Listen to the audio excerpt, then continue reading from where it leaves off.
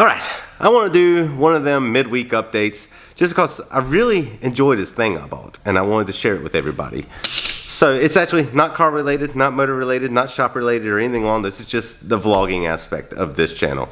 So I bought this tool that is arguably probably the best tripod on the market for vlogging. And here it is. It's called the Switch. And like, check it out, one-handed. I can pick it up, boom. I'm in vlogging mode. I am now pointing this at myself. I am vlogging with it. And I did that left-handed, which I'm right-handed.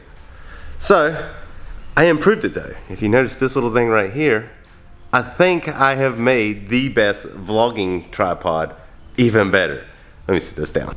Even still, with this, back in tripod mode, my hands are free. So what I've done is I've taken apart my grill pod, which was unreliable.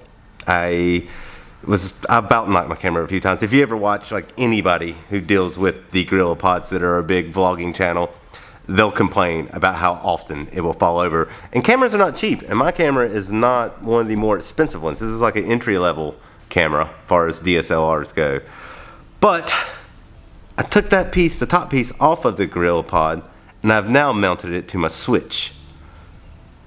I think this might be the best thing that has ever happened.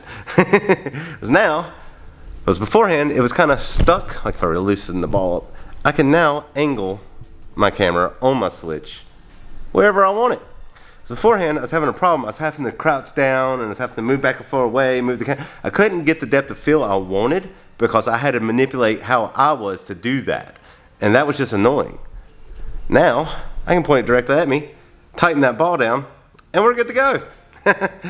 I have all the range I could ever want out of it. But that's all it is. I just wanted to show how I made my Switch a better tripod.